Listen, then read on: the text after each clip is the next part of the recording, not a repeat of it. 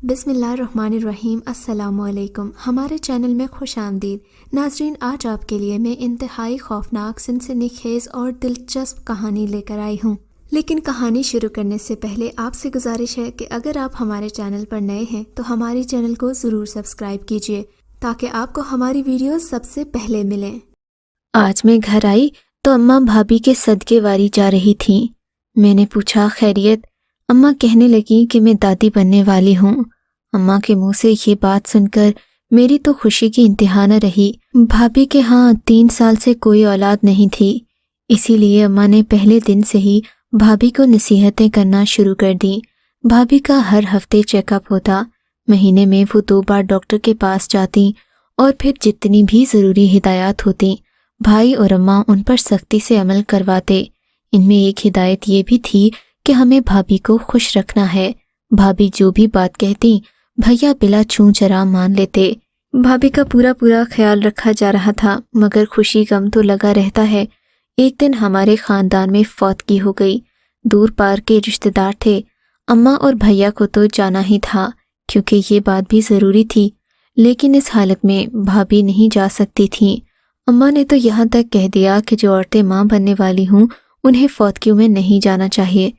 خیر مجھے گھر میں ہی چھوڑ دیا گیا تاکہ میں بھابھی کا خیال رکھوں۔ گھر والوں کے جانے کے بعد بھابھی کچھ پریشان سی ہو گئیں۔ اچانک سے گھر ہمیں ویران لگنے لگا، یا شاید خاندان میں ہونے والی فوتگی کا اثر تھا کہ ہم لوگ بھی پریشان ہو گئے۔ شام کا وقت تھا، تقریباً 3-4 بجے تھے۔ بھائی اور اماں تو گھر سے چلے گئے تھے، میں نے اور بھابھی نے ابھی تک کھانا بھی نہیں کھایا تھا۔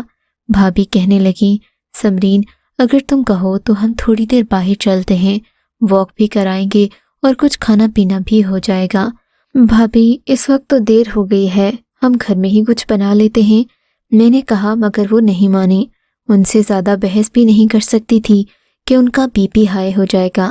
میں نے چادر اوڑھی، بھابھی نے برقع پہنا اور ہم دونوں پاس ہی موجود پارک میں واک کے لیے نکل پڑے۔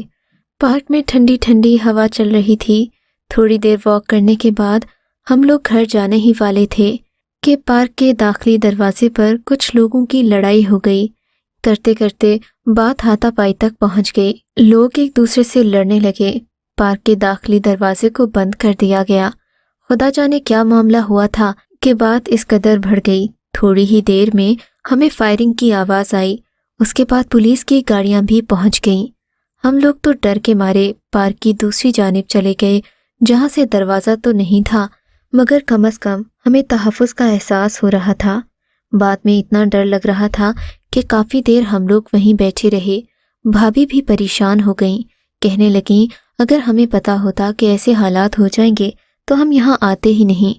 خیر میں نے بھابھی سے کہا کہ اب ہمیں گھر چلنا چاہیے، اس وقت تک دیر ہو چکی تھی۔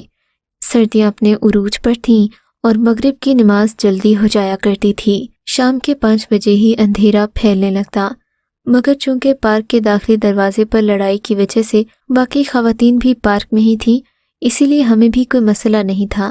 دھیرے دھیرے دروازہ کھلا تو عورتیں باہر کو جانے لگیں۔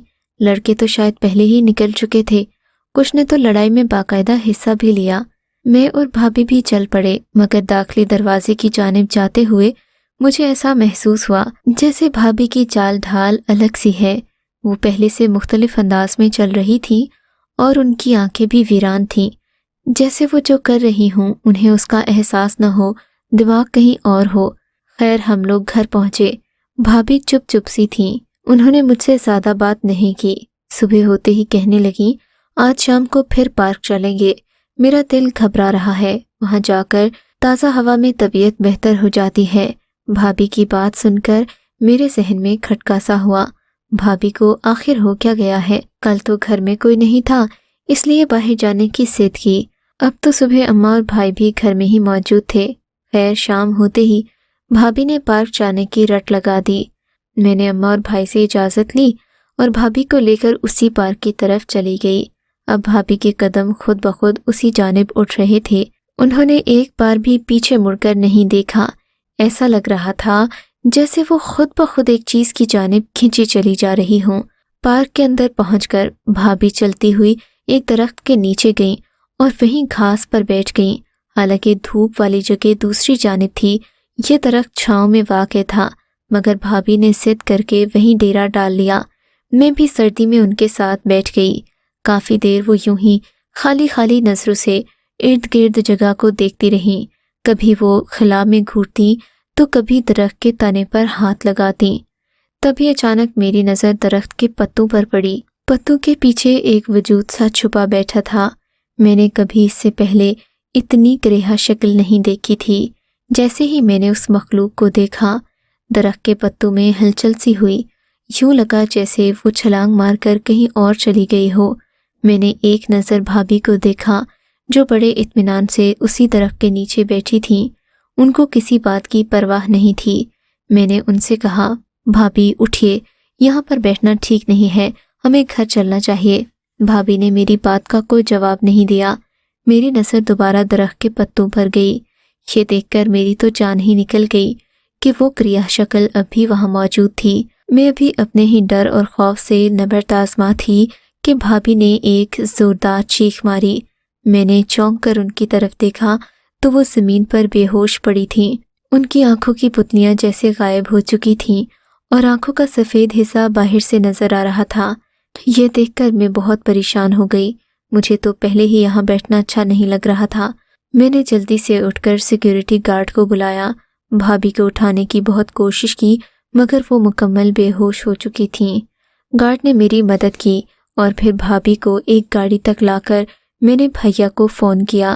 گاڑی والے نے ہمیں ہسپتال پہنچا دیا۔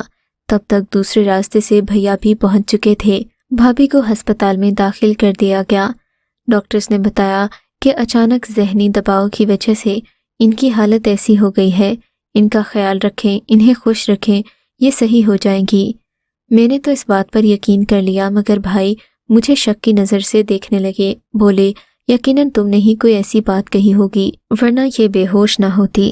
میں نے بھائی کو وہ بات بتانے کی کوشش کی مگر ان باتوں پر کون یقین کرتا ہے۔ خیر، اس دن کے بعد سے ڈاکٹر نے بھابھی کا خیال رکھنے کا کہا، جبکہ 2 ہفتے بعد ہمیں معلوم ہوا کہ بھابھی کے ہاں بچے کی ولادت جلد ہی ہوگی۔ وقت سے پہلے پیدا ہونے والے بچوں کی ولادت میں خطرہ بھی ہوتا ہے، ماں کی صحت کو بھی اور بچے کی صحت کو بھی، مگر ہم لوگوں کے لیے یہی بہتر تھا کہ ہم ڈاکٹرز کی بات مان لیں۔ بہرحال 8ویں مہینے ہی شاہمیر اس دنیا میں آ گیا، مگر حیرت انگیز طور پر شاہمیر کا قد اور شاہمیر کا جسم ایک مکمل بچے سے بھی بھرپور تھا۔ ایسا بالکل بھی نہیں لگتا تھا کہ وہ وقت سے پہلے پیدا ہوا ہے۔ خیر، اس وقت ہم سب ہسپتال کے کمرے میں تھے۔ باری باری سب بچے کو اپنی گود میں لیتے اور اس سے باتیں کرتے۔ میں نے بھی شاہمیر کو گود لیا۔ جیسے ہی میری نظر اس کی آنکھوں پر پڑی، حیرت اس بات پر ہوئی کہ نوزائیدہ بچے نے فوراً آنکھیں کھول دیں۔ اس کی آنکھیں چمکدار اور روشن تھیں، ان میں عجیب سی چمک تھی، مگر دور دور تک اس کی آنکھوں میں بچوں جیسی معصومیت نہیں تھی۔ پھر اس نے مجھے مسکرا کر دیکھا۔ اس کی مسکراہٹ میں بھی ایک بڑا پن تھا، وہ کسی بچے کی مسکراہٹ ہرگز نہ تھی۔ میں نے گھبرا کر اسے بھابھی کو دے دیا۔ بھابھی نے بھی اسے پیار کیا مگر وہ بالکل ویسے ہی مسکرا رہا تھا جیسے تھوڑی دیر پہلے مجھے دیکھ کر مسکرا رہا تھا۔ اور پھر ہمیں اگلے کچھ مہینوں میں اندازہ ہو گیا کہ شاہمیر باقی بچوں سے زیادہ تیزی سے بڑھ رہا تھا۔ اس کے قد میں بھی اضافہ ہوا اور جلد ہی بال بھی نکل آئے۔ شاہمیر ہم سب کی آنکھوں کا تارا تھا، جو بھی اسے دیکھتا ماشاء اللہ کہتا۔ اس کی ذہانت کے دور دور تک چرچے ہونے لگے۔ وہ جو چیز ایک بار دیکھتا اسے زبانی یاد ہو جاتی۔ شاہمیر کے بعد بھابھی کی کوئی اولاد نہیں ہوئی تھی، اسی لیے وہ اسے بہت پیار کرتی، اس کا خیال رکھتی اور ہر بات مانتی۔ وہ بھی بھابھی سے خوب لاڈ اٹھواتا۔ شاہمیر 7 سال کا ہوا تو اس نے سارے بچوں سے دوستی کر لی۔ خاندان کا کوئی بچہ ایسا نہیں تھا جو شاہمیر کو جانتا نہ ہو۔ شاہمیر سب کے ساتھ کھیلنے جاتا اور بڑے بڑے کام کرتا جو لوگوں کو حیران کر دیتے۔ ایک دن کی بات ہے، بھابھی کی بہن ہمارے گھر آئیں، ان کے ساتھ ان کے 2 چھوٹے چھوٹے بچے بھی تھے۔ شاہمیر نے ان کو دیکھا تو فوراً ان سے بھی دوستی کر لی۔ کہنے لگا، میں انہیں لے کر قریبی پارک میں کھیلنے جاؤں گا۔ ہم تو ویسے بھی اس کی ہر بات مانتے تھے۔ پھر وہ اس قدر ہوشیار اور چالاک تھا کہ اس کی کسی چیز سے ہمیں ڈر نہ لگتا، کیونکہ ہم جانتے تھے کہ وہ بچہ ہو کر بھی کافی سمجھدار ہے، اپنے مسئلے خود ہی حل کر لیتا ہے۔ اس کا گھر سے جانا کوئی غیر معمولی بات نہیں تھی، مگر شام کو شاہمیر اور اس کے ساتھی واپس نہ آئے تو ہم سب گھر والے پریشان ہو گئے۔ بھیا پوچھنے لگے کہ تم لوگوں نے اسے اکیلے گھر سے جانے کیوں دیا؟ ابھی ہم یہ باتیں کر ہی رہے تھے کہ دروازے پر زور کی دستک ہوئی۔ دروازہ کھولا تو سامنے شاہمیر کھڑا تھا۔ اس کا قد آج معمول سے زیادہ لگ رہا تھا اور اس نے اپنے ہاتھ میں کچھ تھام رکھا تھا۔ دونوں بچے ڈرے سہمے اپنی ماں کے پاس آ کر بیٹھ گئے۔ بھابھی نے اس سے بہت پوچھا کہ کیا ہوا، تم لوگ اتنے ڈرے سہمے کیوں ہو اور وقت پر گھر کیوں نہیں آئے؟ مگر انہوں نے کوئی جواب نہیں دیا۔ شاہمیر اب بھی مسکرا رہا تھا اور اس کی مسکراہٹ عجیب سی تھی۔ وہ اپنے کمرے میں چلا گیا۔ بھیا اور بھابھی بھی اس بات کو بھول گئے۔ اگلی صبح میں کھانا بنا رہی تھی تو شاہمیر کے کمرے سے مجھے عجیب سرگوشیوں کی آوازیں آئیں۔ میں اٹھ کر اس کے کمرے میں چلی گئی۔ دروازہ کھولا تو دیکھا شاہمیر اپنے کمرے میں بیٹھا کسی سے باتیں کر رہا ہے، مگر وہ کیا باتیں کر رہا ہے میری سمجھ میں نہیں آیا۔ وہ خالی خلاؤں کو گھورتا اور باتیں کرتا جاتا۔ اس کے چہرے پر وہی مسکراہٹ تھی۔ میں نے جان بوجھ کر دروازے پر دستک دی تو شاہمیر نے چونک کر میری طرف دیکھا۔ کیا بات ہے پھپھو؟ اس نے مجھے غصے سے کہا تو میں ایک لمحے کے لیے ڈر گئی۔ بیٹا کھانا نہیں کھاؤ گے؟ میں نے بات کا موضوع بدل دیا۔ ہاں پھپھو کھاؤں گا، آپ میرا کھانا یہیں لے آئیں، شاہمیر نے کہا اور دوسری طرف منہ کر کے بیٹھ گیا۔ مجبوراً میں اس کے لیے کھانا بنا کر اس کے کمرے میں لے آئی۔ کھانا رکھتے ہوئے میری نظر اس کے بٹ پر پڑے اسی کالے رنگ کے شاپر پر پڑی۔ شاہمیر بیٹا یہ کیا ہے؟ میں نے اس سے ڈرتے ڈرتے پوچھا۔ حالانکہ 7 سال کے بچے سے انسان کو کبھی بھی ڈر نہیں لگتا، مگر شاہمیر میں کوئی ایسی بات تھی کہ اس سے بات کرتے ہوئے مجھے محتاط رہنا پڑتا۔ اس نے میری بات کا جواب نہیں دیا۔ میں نے خود ہی اٹھ کر وہ شاپر کھولا۔ دیکھتی ہوں تو اندر ڈھیروں پیسے اور قیمتی زیورات پڑے ہیں۔ شاہمیر بیٹا یہ کیا ہے؟ میں نے حیرت سے پوچھا۔ کیا تم نے کسی کے گھر سے پیسے اور زیور چرائے ہیں؟ میرے پوچھنے پر وہ پیچھے مڑا اور غصے سے مجھے دیکھنے لگا۔ پھپھو میں آپ کو چور لگتا ہوں؟ اس نے ناراضگی سے کہا۔ مجھے میرے دوستوں نے تحفہ دیا ہے، اس میں برا ہی کیا ہے؟ میں ان سب پیسوں کو بیچ کر کوئی کاروبار کروں گا جب میں بڑا ہو جاؤں گا تب۔ اس نے کہا تو مجھے ہنسی آ گئی۔ میں جلدی سے اپنے بھائی کے کمرے میں آئی، انہیں ساری بات بتا دی۔ بھائی جان آپ کا بچہ تو لگتا ہے چوری چکاری کے چکر میں پڑ گیا ہے۔ اس کے پاس ایک بستہ ہے جس میں ہزاروں روپے ہیں اور ساتھ ہی زیورات بھی رکھے ہیں، نہ جانے کس کے گھر سے اٹھا کر لے آیا ہے۔ میری بات پر بھائی پریشان ہو گئے۔ کیسی باتیں کر رہی ہو سعدیہ، میرا بچہ ایسا نہیں ہے۔ بھائی کے ساتھ بھابھی نے بھی خفگی کا اظہار کیا۔ اگر آپ کو یقین نہیں تو آپ چل کر خود ہی دیکھ لیں۔ میں نے یقین دہانی کے لیے ان سے کہا، ہاں چلو چل کر دیکھتے ہیں، ہمارا بیٹا ایسا نہیں کر سکتا۔ یہ لوگ دونوں میرے ساتھ شاہمیر کے کمرے میں آئے۔ وہ کالا تھیلا اسی طرح اس کے بیڈ پر پڑا تھا۔ میں نے آگے بڑھ کر وہ تھیلا اٹھا لیا اور بھائی کو دیا۔ یہ کھول کر دیکھیں بھیا، اس میں زیورات اور روپے پڑے ہیں، لگتا ہے کہ اس نے کسی کے گھر سے چوری کی ہے۔ مگر جیسے ہی بھائی نے وہ تھیلا کھولا وہاں کچھ بھی نہیں تھا سوائے 1-2 کاغذوں کے۔ تم نے مجھ سے اتنا بڑا جھوٹ بولا، بھائی نے ناراضگی سے کہا۔ تم یہ تو دیکھو کہ بچہ ہے، اس پر ہم چوری کا الزام لگائیں گے تو اس کے ذہن پر کیا اثر پڑے گا؟ خدا کے لیے سعدیہ سوچ سمجھ کر بات کیا کرو۔ بھائی کی بات سن کر میں بہت شرمندہ ہوئی، مگر اس میں میرا کوئی قصور نہیں تھا۔ میں نے شاہمیر کے کمرے میں خود زیورات اور پیسے دیکھے تھے۔ یہ تیسری بار تھی جب بھیا مجھ پر شاہمیر اور بھابھی کی وجہ سے ناراض ہوئے تھے۔ حالانکہ میں ہمیشہ ان کے بھلے کی بات کرتی، مگر مجھے ہی غلط سمجھا جاتا۔ میں نے سوچ لیا کہ اب میں خاموش رہوں گی، کسی سے کوئی بات نہیں کروں گی، شاید سب لوگ مجھے ہی غلط سمجھنے لگے ہیں۔ ایک رات کی بات ہے، میں اپنے کاموں سے فارغ ہو کر بیٹھی ہی تھی۔ کھڑکی سے باہر چاند دیکھنے کی عادت مجھے بچپن سے تھی۔ تبھی مجھے لگا جیسے ہمارے صحن میں ہلچل ہو رہی ہے۔ اس وقت میرے کمرے کی بتی بجھی ہوئی تھی۔ تب میں نے اندھیرے میں 2 سفید رنگ کے ہیولوں کو صحن میں ادھر ادھر پھرتے دیکھا۔ دل چاہا کہ اٹھ کر جا کر بھیا کو بتاؤں کہ صحن میں کچھ لوگ پھر رہے ہیں، مگر پھر سوچا اگر پہلے کی طرح کوئی نہ ہوا تو خامخواہ بات مجھ پر آ جائے گی۔ میں ٹکٹکی باندھے باہر دیکھتی رہی، چپ چاپ اپنے کمرے میں بیٹھی تھی۔ پھر وہ دونوں ہیولے شاہمیر کے کمرے کی طرف بڑھے۔ मैं डर गई थी। मेरा दिल जोर जोर से धड़कने लगा क्योंकि मैं शामिर को बहुत प्यार करती थी और उसे कभी भी खोने का सोच नहीं सकती थी। मगर वो दोनों ह्योले जैसे ही शामिर के कमरे की तरफ बढ़े, वहां से सफ़ेद रंग की रोशनी फूटती हुई महसूस हुई और फिर शामिर दरवाज़ा खोलकर सहन में आ गया। वो मुझे साफ नजर आ रहा था। उसके चेहरे पर वही मुस्कुराहट थी जो मैंने पहले दिन उसके चेहरे पर देखी थी।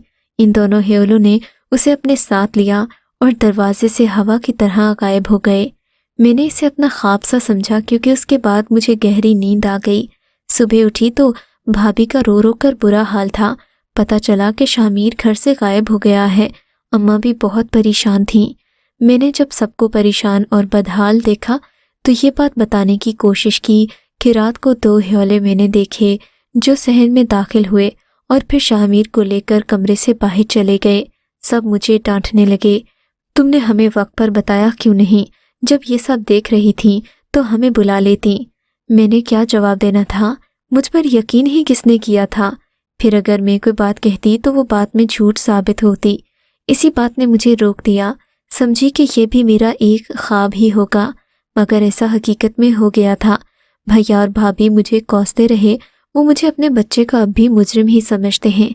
हालांकि ये मेरा रब जानता है कि मैं शामिर से जितनी मोहब्बत करती थी उतनी शायद कोई भी नहीं कर सकता। मगर इंसान के नसीब में जो लिखा होता है वो तो होकर ही रहता है। आज भी भाभी की गोद सोनी है।